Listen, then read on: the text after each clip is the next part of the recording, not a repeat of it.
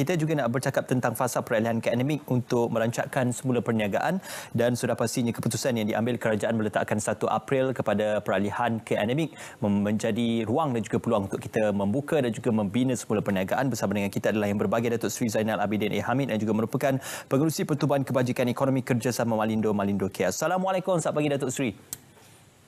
Selamat pagi. Waalaikumsalam warahmatullahi wabarakatuh. Apa khabar? Sihat alhamdulillah. Oh, Datuk Seri bertenaga pagi ni alhamdulillah. Terima kasih Datuk Seri.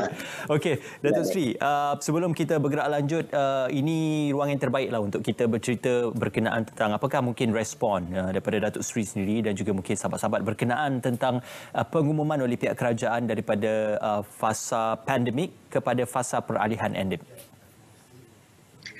Okey, pertamanya saya nak ucapkan selamat pagilah kepada semua penonton Selamat Pagi Malaysia, khususnya kepada warga RTM. Semoga kita sihat selalu lah. Okey, seperti mana yang sedia maklum bahawa penularan COVID-19 membuatkan masyarakat bukan sahaja berhadapan dengan krisis kesihatan, bahkan pelbagai aspek lain termasuklah aspek ekonomi dan sosial. Ya. Keadaan ini tidak terkecualilah kepada mereka yang bergelar usahawan. Antara cabaran yang dihadapi oleh usahawan sudah tentulah sangat hebat. Ketika mana perintah kawalan pergerakan dikuatkuasakan, semua jenis perniagaan ataupun sektor menjadi lumpuh dan tidak bermaya. Akibatnya ada usahawan yang terpaksa menamatkan operasi perniagaan masing-masing dan gulung tikar. Jadi kita amat bersyukur baru-baru ini Yang Amat Berhormat Perdana Menteri telah mengisytiharkan bahawa 1 April yang akan datang ini adalah tarikh keramatlah untuk memberikan satu berita baik kepada semua golongan masyarakat, yang mana satu kebebasan lah setelah lama kita terkongkong dengan era pandemik. Ya, Datuk Seri, untuk mungkin perniagaan kecil ataupun sederhana, apa yang boleh dilakukan untuk bersedia bagi membina semula perniagaan ataupun membuka semula perniagaan, ataupun ada yang kata memulakan semula perniagaan, khususnya selepas apa yang berlaku sewaktu pandemik dan juga selepas ialah sektor sosial dan ekonomi telah pun dibuka dengan beberapa SOP yang telah pun diberikan oleh pihak kerajaan pada ketika ini. Okey, sebenarnya sewaktu pandemik itu hari, perubahan besar telah berlaku dalam urusan urus niaga lah, terutamanya bagi usahawan dan peniaga-peniaga kecil. Yang mana mereka tidak boleh berniaga secara normal lah, secara konvensional. Maka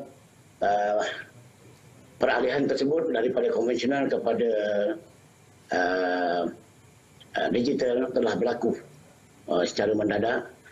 Tidak dapat tidak, semua usahawan ataupun peniaga-peniaga kecil terpaksa mengikut corak cara hidup baru, norma baru, iaitu berdagang dengan cara digital. Jadi dengan ini berarti kita tidak bolehlah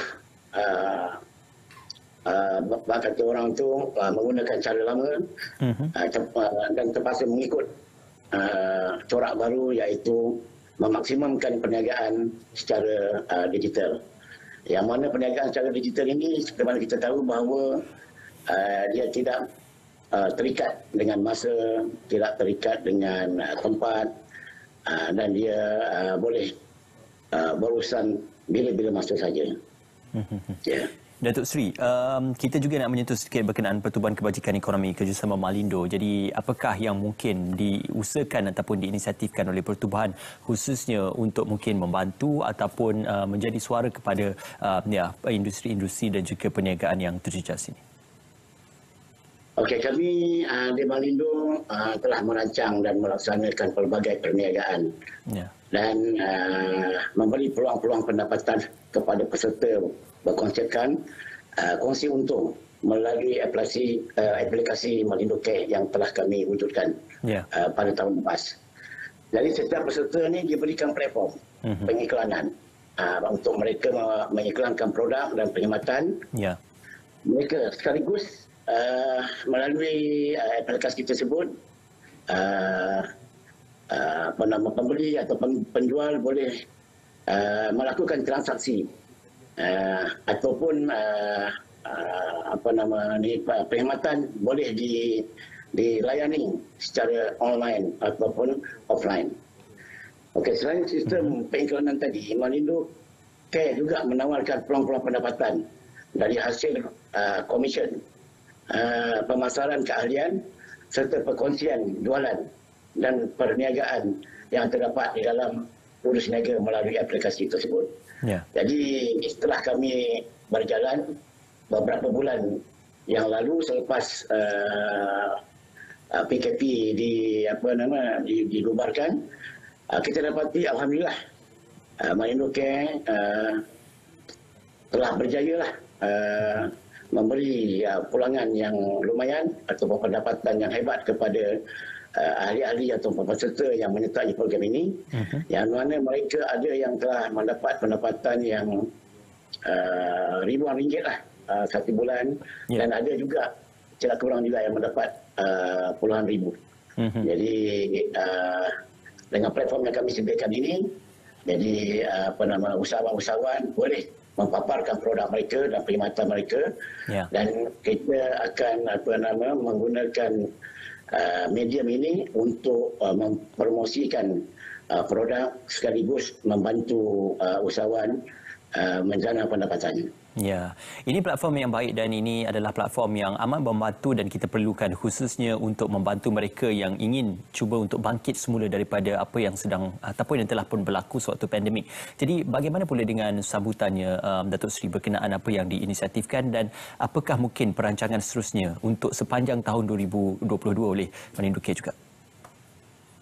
Okay, alhamdulillah kerana kita telah dapat buktikan dan ada testimoni keahlian telah berjaya menjana pendapatan daripada konsep yang kita telah wujudkan ini.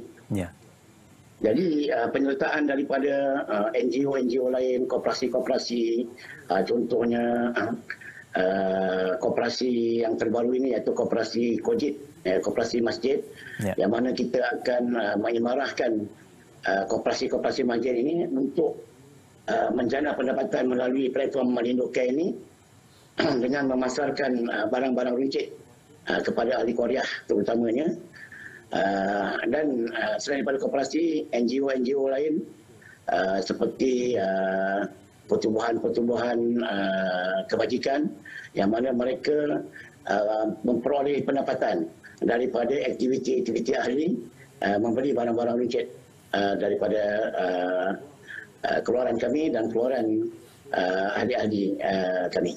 Okey. Yang berbagi Datuk Seri, apakah mungkin pengharapan daripada yang berbagi Datuk Seri untuk melihat tujuan-tujuan yang positif seperti ini dapat membantu para peniaga khususnya untuk bangkit semula daripada kegagalan ataupun untuk bersedia bagi peralihan ke endemik. Jadi apakah mungkin harapan Datuk Seri untuk sepanjang tahun 2022 dan juga khusus kepada perniagaan kecil dan sederhana? Harapan saya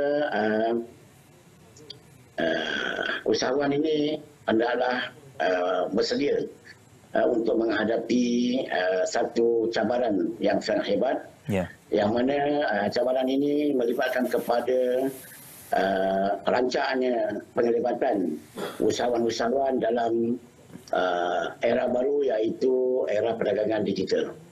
Jadi persiapan ini perlu dibuat daripada sekarang. Dan memaksimalkan aktiviti-aktiviti ataupun melahirkan produk-produk dan dimuat naik kepada sistem-sistem online yang sedia ada. Antaranya yang kami tawarkan tadi di dalam kita punya aplikasi Malindo Care. Okey. Jadi kita jangan lupa bahawa kebebasan yang diberikan ini, iaitu daerah endemik, kita masih lagi terikat dengan SOP yang masih ada, kerana kita sekarang tidak terpaksa hidup dengan era wabak ini masih masih wujud. Jadi SOP tadi hendaklah kita patuhlah, walaupun kebebasan ini telah diberikan. Peniaga boleh berniaga seperti biasalah, seperti sebelum. Ya, aplikasi itu boleh dimuat turun ketika ini, Datuk Seri? Ya, aplikasi itu boleh dimuat turun masa ini, boleh dimuat turun dengan Android, Google Play. Jadi dengan kita menaik Malindo Care. Alright. Jadi sebenarnya ada maklumat tentang pertumbuhan dan kita punya aktiviti yang kita tawarkan. Ya, terima kasih Datuk Seri. Kami amat menghargai usaha-usaha murni yang dilakukan oleh pertubuhan seperti ini, khususnya Malindo Care dalam membantu pertubuhan kecil ataupun perusahaan kecil dan sederhana, khususnya untuk bangkit semula daripada kegagalan daripada perniagaan dan peralihan kepada endemik. Dan kita ucapkan tahniah kepada Datuk Seri dan juga pihak Datuk Seri juga atas apa juga inisiatif yang telah pun dilaksanakan. Terima kasih Datuk Seri bersama dengan kami pada pagi ini. Itu dia Datuk Seri Zainal Abidin Hamid, Pengerusi Pertubuhan Kebajikan Ekonomi Kerjasama Malindo bersama dengan kita pada pagi ini.